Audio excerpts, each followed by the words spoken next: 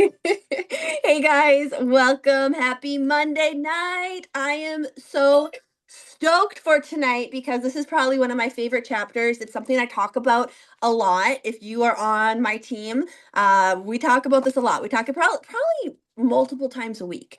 And that's the law of association.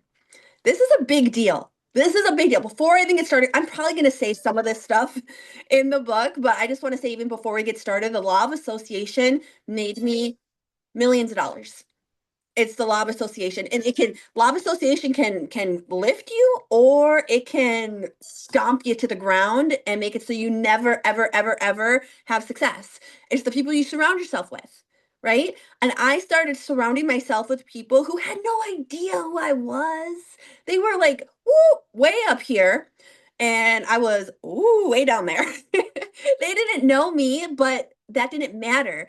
And I'm probably gonna talk about all of this in here, but I just wanted to say, like, this is a big deal, okay? Law of association, and that's why we do a call every night, is because we are surrounding each other with each other. We all have the same goals. Nobody's gonna make fun of somebody for saying, "Oh, you know what? I want to quit my job and I want to do this full time." Nobody's gonna make fun of you. Like maybe some of your friends would be like, "Oh, that ain't gonna happen for you." Like when you around people who don't believe in your dreams, when you're around people who belittle you, when you're around people who don't have a big vision, who don't have a big goal, you stay where they are.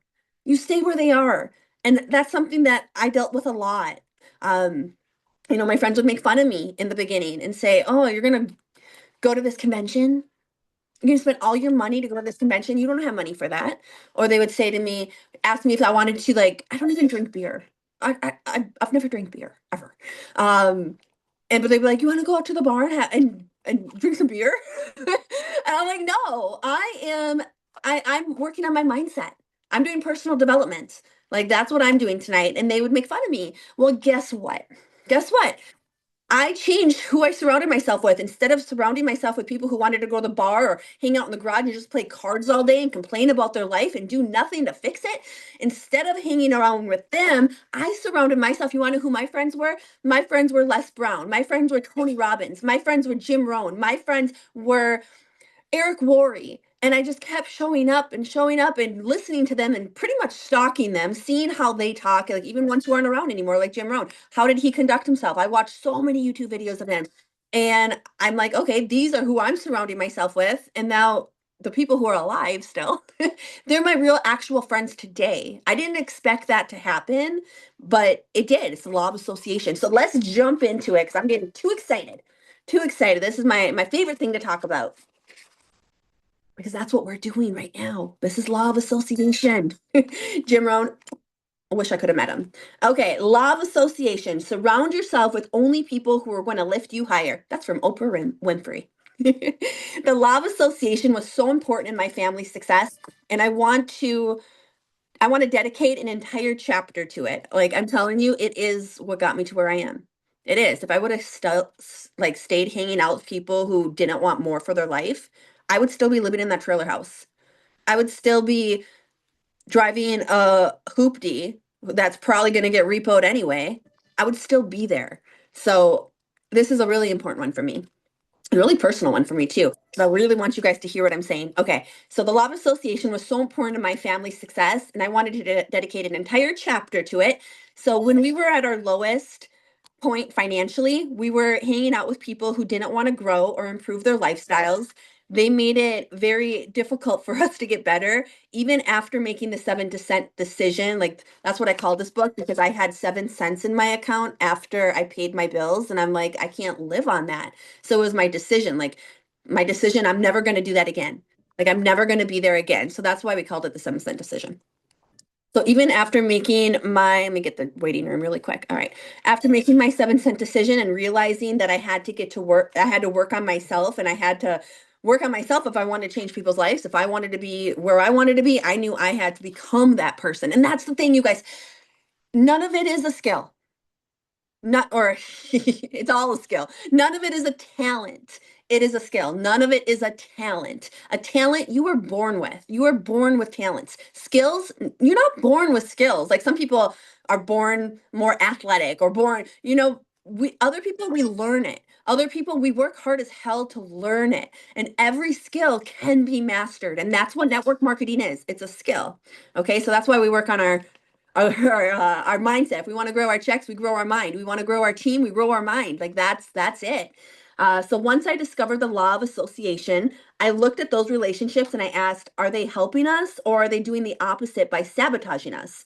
The answer led to us to realize we needed to replace some of our friendships with new friendships. We, hey Heather, welcome in.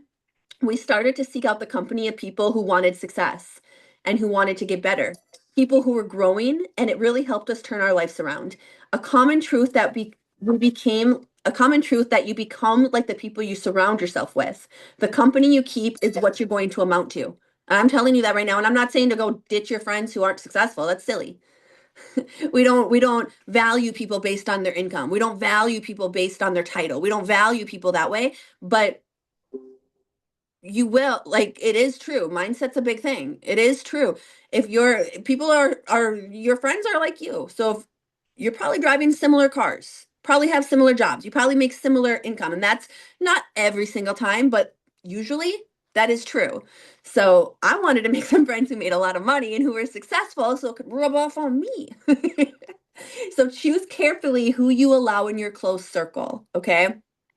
I'm not just telling you to ditch all your friends who may not be successful. Just elevate who you spend most of your time with. If you're not having success, look at the people you hang out with every single day and consider their situations. Maybe that has something to do why you're not having success. If you're doing what they're doing and they're not having success, then you're not on the path that's going to lead you to where you want to go. When I first started my business, I was broke, and so were all my friends. To create success, I had to make up new surroundings for myself. I created a new circle of friends. At first, they didn't know who I was. I chose to hang out with Eric Worre by immersing myself into his videos. I had some upline leaders I chose to spend time with. They were top income earners in my company. This was before my previous, like, this was a long time ago. I followed them on Facebook. I listened to their trainings and observed everything that they were doing. I listened to my new friends through their videos, through their trainings, through their social media posts for the majority of my time. Like they didn't know who I was, just like they didn't know me. But I immersed myself in with them because I'm like, okay, if I surround myself with people who think like this, if I'm listening to people who think like this, I'm gonna think like this. And obviously it's working. Do what they do, have what they have. An old upline told me once when I was new and I was contemplating if I should go to convention or not, which by the way, you guys, non-negotiable. For your business, you have to, okay? Make it work. I don't care what you have to do. That's what he told. I want to tell you what he told me because again, this was another little part of what changed my life. I wasn't going to go. I didn't have money. I was poor. I was broke. I was homeless. I didn't have money. And I said I can't go. And he said, "Amber, do you want to make a lot of money here?" And I said, "Well, duh." Duh. And he said, "Okay, well, the people who are making a lot of money here, they're all making the sacrifice to be here, to be at convention. Why do you think that you could have what they have without doing the sacrifices and doing what they do?" That made sense to me. It clicked. And he said, "I'm going to figure out what type of person you are. Come convention, you're either going to make an excuse or you're going to make it happen.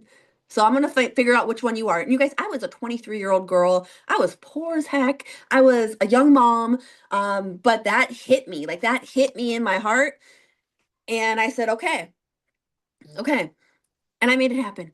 I made it happen. I don't know how, but I did. Actually, I do know how. I found people in the company corporate Facebook page who lived in the same state as me. I asked them if I could carpool that with them. I found other people I didn't know. I asked if I could sleep in their damn bathtub in their hotel room because I couldn't afford much. I could pay $30 a night. That's all I could pay. I said, "I'll take the bathtub." I packed peanut butter sandwiches the whole time. It wasn't fun.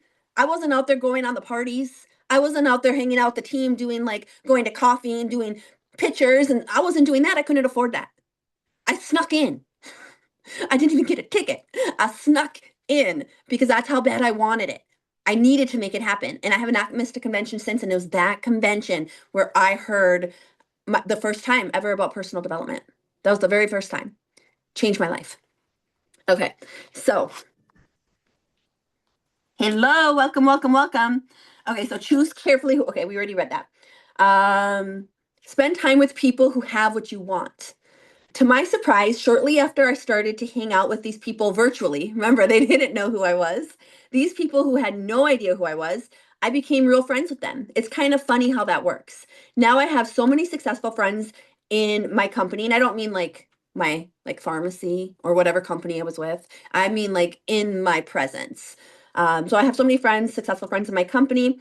Um, they're spread throughout all companies in the industry. I sometimes have to pinch myself. Building these new friendships has become one of the richest and most enjoyable parts of my life. When I have a challenge in my business, all I need to do is reach out to my new friends and they lend me their advice, their insights, their support. Of course, they also chime in and cheer me on to celebrate my wins and success. But I didn't add this in here, but you know what would happen if I would have came to a friend who was always negative, a friend who didn't want to grow, a friend who made fun of me for wanting to get better. If I went to somebody like that, they would make me feel worse. I would end up to quitting. And that's why most people who join our business quit. I'm telling you right now, that is why, is because they're excited. They tell somebody who is a downer, okay, and who has a very small mindset, very, very small, large limiting belief, and that friend makes them feel like a fool. That's why most people quit. They get talked out from somebody who does not have the lifestyle that they want, does not have the income they want, does not have a business that they want, but they take that advice from them and they run with it and they makes them feel like a fool. So I stopped hanging out with people who made me feel like a fool for wanting to get better. Period. Okay. Uh I know the same will happen for you. Oh, my niece is calling. Sorry, let me decline that. Kyla. Sorry, you guys. Hopefully you can still hear me. Um, she keeps calling. I'm gonna turn it on Do Not Disturb. She probably wants money. That's what my niece calls for. Okay, let me put on Do Not Disturb. All right, you guys. Hopefully you can still hear me. Let me look at the pictures. Give me a thumbs up if you can hear me. Cool. All right, I put it on Do Not Disturb. Um, Spend time with people who have what you want. To my surprise, shortly after I started to hang out with these people virtually, the people who had, sorry. She messed me up, y'all. I know the same's going to happen for you once you decide to apply the law of association and start surrounding yourself with people who you want to be like. Jim Rohn famously said, "We become the average of the 5 people we spend the most time with. Choose wisely." And here is Dave's part.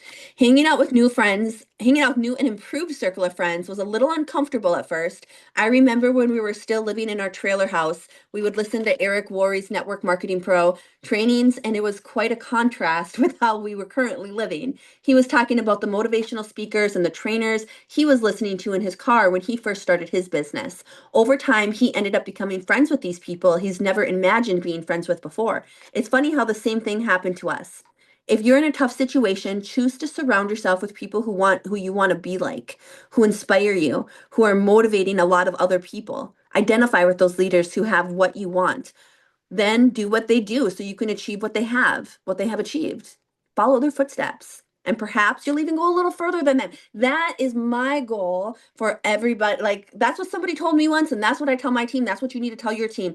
My goal is for you to follow the footsteps. I'm going to go out and do it. I'm going to do it so I can show you it can be done. And then I'm going to give you the blueprint, and you're going to be better than me. You're going to be better than me. You're going to, like, I feel like the student should always surpass the teacher. Okay. And that's our goal. That's our goal with our team, is for them to be better than us. And that's what's going to happen. Okay. So what if you feel responsible to help people in need? Okay, let's talk about this. I've been there. I used to be a helper who wanted to save people. I used to be the person who wanted others to be successful more than they wanted it for themselves. I think we can all relate with this in this business. We've all had this. Even when they weren't doing anything, I would say, I see a lot of potential in you, because I see the potential in people. And you guys probably, you see the potential in people too. And we know they can do it. We know they can. But we're killing ourselves. I'm telling you. I used to get so frustrated when when they weren't seeing the potential in themselves. Then I realized everyone's on their own journey. Okay. I can't make them do anything. I can't change their situation, even though I know they have everything in them to be successful. Unless they truly want it and do it, it's not going to happen. No matter how much I try to be their hero, helping them build their business, we can't be that hero. That hero has to come from within. So you can't want it more for somebody else than they want it for themselves. You can't save anybody. People can only save themselves. You have to remember that your job as a leader is to have the resources. Your job is to point them to the resources. And I don't even want you to do it for them. If they say, hey, send me this graphic, I want you to tell them where the graphic is. Tell them where they can find it. That's how it's not because you're lazy. It's because it's easier for them just to say, send me the graphic. They're never going to learn to go and look for information themselves. And if they don't know how to look for information for themselves, they're not gonna do good. We want them to do good. So it's actually sabotaging them when you like coddle them and you do everything for them, you're sabotaging them, just so you know. You can give them the tools and the resources, but they have to apply them themselves. Don't try to be a superhero saving everybody. It's not up to you. And that's not your responsibility. Your responsibility is to guide, not just to give everything over because they aren't to teach a man to fish, right?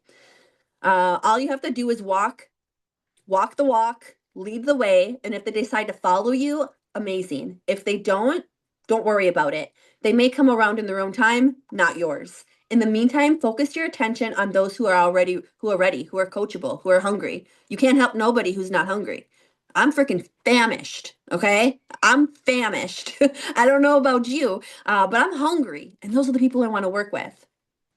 The beauty is that successful people usually remember where they came from.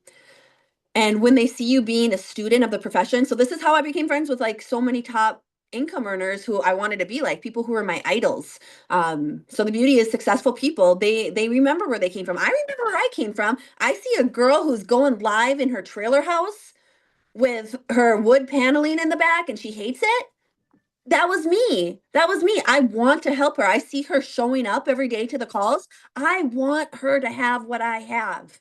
I want that so bad. So the successful people, like when you start surrounding yourself with them, even if it's virtual, they're going to recognize that. They don't forget where they came from.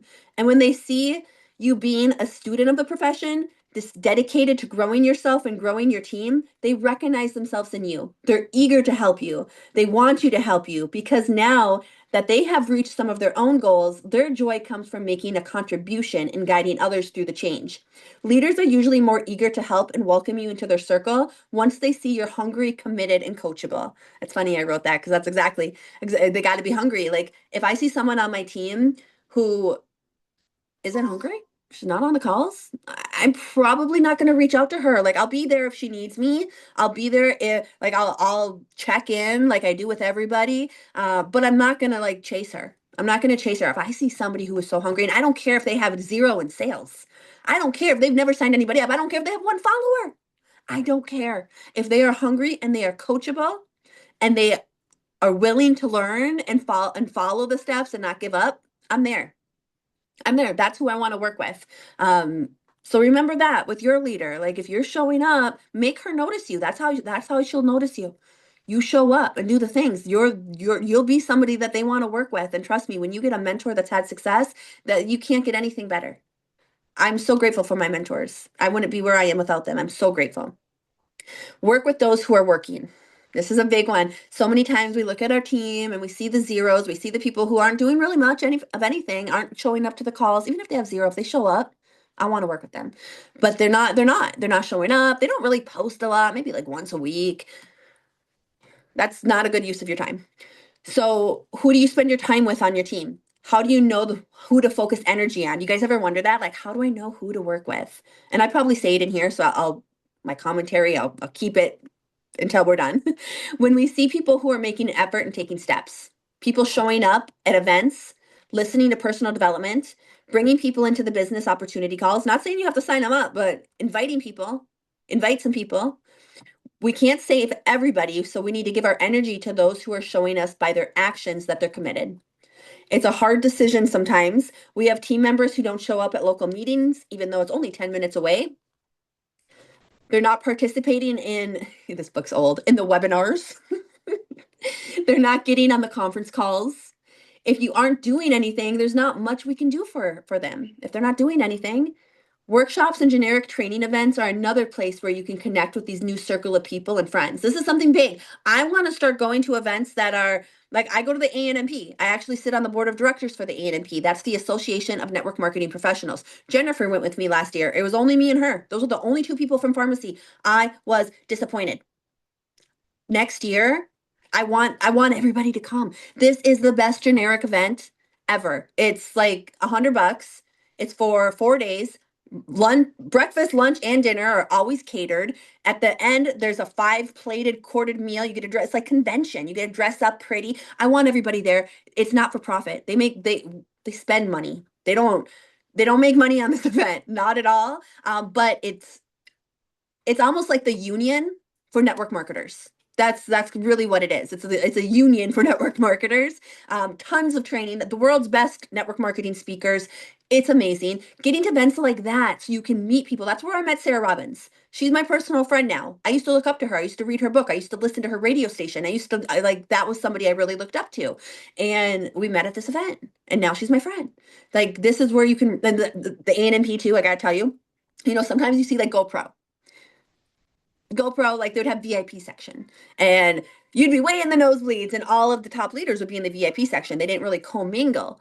ANMP, there's nothing like that. The VIP section is like just one row up. Like it's the same thing. It's the same thing, and everybody. That's the whole point, like to commingle, and it's amazing. Anyways, workshops and generic training events are another place to connect with a new circle of people and friends.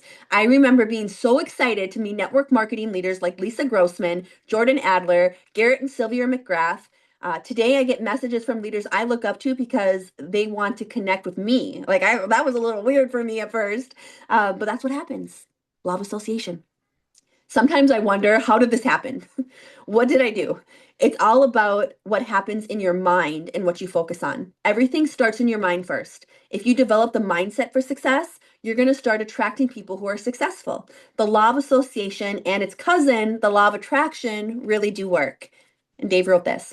I noticed the law of association is working even when I'm walking down the street in a store or at the airport. Usually I was the guy on the construction site, so guys in the suits weren't talking to me at all. Now here I am. I'm just walking down the street and the guys in the suits are striking up conversations with me. It's totally different today from what was happening just a few years ago. It's crazy. The vibrations go out and they just come right back in. Like attracts like. How to handle an unsupportive spouse or family member. I get questions on this a lot. When I do coaching calls, a lot of them are about this. So we're going to talk about it. Sometimes we can't change our inner circle. Like I'm not telling you go get a divorce. No, I don't need no husbands after me, mad at me. So I'm not saying go get a divorce. Sometimes the people who are negative or bringing you down are people who are close to you. And you can't just say, okay, done. Like, it's a little bit more complicated than that.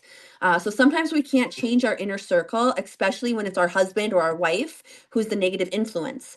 Team members have come to me and said, I'm trying to surround myself with positive people, but the most negative person in my life is my husband. What do I do? And here's the advice I give them. I say, keep working on yourself, and maybe he sees your growth and he sees the change for the better, and he'll want to change too. As you work on your personal development, invite him to listen in or read along with you. If he's still negative, just don't talk about him. Don't talk about business to him. I wouldn't. Let them be your husband. They don't have to know anything about your business. Like if they are negative, even after you invite them to do some personal development or maybe help you with something or get an inside look of what you're actually doing, right? If they're still negative out after that, you have your team talk to your team about your business. Just be their wife. You don't need to tell them. So I just would stop talking about my business. But okay, I probably say this in here, but I just want to say it. That happened to me. I had a lot of negative people, and then I just stopped talking about my business to them, and then I became successful. And then they're like, "I always believed in you. I knew you could do it." I'm like, okay. The same thing's gonna happen to you. So if he is negative, and you just start working on yourself, work on your business, get to where you want to be, he'll probably come around and be like, "Honey, I knew you could do this. Daddy wants a new truck." Okay, so if they continue to be negative after you invited them to listen and participate. Okay, I already read that part. As you succeed and grow, they're going to notice and want to grow too. That's usually what happens. I've seen this so many times in my team members whose spouses were totally against network marketing. Once the wife starts to have a little bit of success, the husband often says, okay, this thing's actually working. One of these negative husbands in our group actually became a speaker at our training events. He now shares the story of his transformation from negative spouse to support partner and advocates for the network marketing profession. I remember that he was such a downer on network marketing, said it was a scam, nobody makes money, all of that stuff. And his wife, she started to bring in some money. She started to pay the mortgage. And then he's like, oh, okay, I believe this. And he actually became a speaker at our events. So it can change. Trust, trust, trust, trust. Grow together, not apart. This is a big thing. And this is, sometimes I hear, I'm going to be very transparent here. Sometimes I hear in the top leader type circle of network marketing, sometimes there's a lot of divorces. And sometimes people are like, oh, it's because network marketing. It's because all her time goes there. That's not the case. It's not because of that. It's because you grew apart. You grew, you elevated, and they did not. So that's usually why. Okay. So really work together, like really emphasize growing together, not apart. No one can be negative when you show them a check. So we have many stories of negative spouses who became positive about their spouse's network marketing business once they saw their partner succeed. In most cases, if the relationship is healthy and meant to be, that's what will happen. We've also seen some relationships come to an end when one person grows and the other person doesn't. And that's sad. That's what happened with me. Dave helped me write this book. We grew, we didn't grow together. Okay. And that is why we got a divorce, is because he was still here. I grew here, and it didn't work. It just didn't work. So I'm not saying to go get a divorce. Really grow together. Like, I really am emphasizing that. That's just part of life we can't control. Thankfully, for the majority of the couples, the personal development they go through as part of becoming network marketing leaders greatly benefits their marriage and family relationships. And that is so true. The majority of people who join this business, it improves your relationships. It improves the stress. It takes a little stress off your back from the finances, or, maybe your husband having to work overtime all the time. It takes a little stress off. So it usually does improve relationships. But really try to grow together, because you are going to get to that next level. And your next level is going to have a next level of thinking, a next level of acting, a next level of just a evolution of yourself. So I really recommend try and doing it together. So here's the chapter summary. 1, choose carefully who you allow in your circle. This is big. And this is why I hate chats. I'm just going to tell you, I hate chats. I hate team chats. I love them because I love talking to my girls, and it's like a big group chat, and I love that. But once it starts to get negative, I hate that, because it breeds more negativity. Like, it's almost like you take that band-aid off, and then everybody starts complaining, and it brings it down. I'm telling you, it makes people not want to do the business. A new person's in there, and they're like, oh my gosh, and it scares the shit out of them. And it's just not good. So really be mindful of that. Okay. Even with yourself, maybe you're still working on your personal development. I was very negative, and I'll admit that I was a very negative person. Everything was, the glass was half empty. I was a skeptical. Like, I was very negative, and I could have brought a lot of people down once I grew. So there is hope. If you're negative, there is hope. I did grow, but it does. So really be mindful of your tone and what you're saying in group settings, because the law of association. If you're getting down and you're complaining, guess what? Everybody else is going to start, and there is no success there. There's been corporate chats I want to leave because it's negative. And I'm like, oh, I don't want to be the person to say Amber left. Let me just mute it. Because I'm not getting brought down.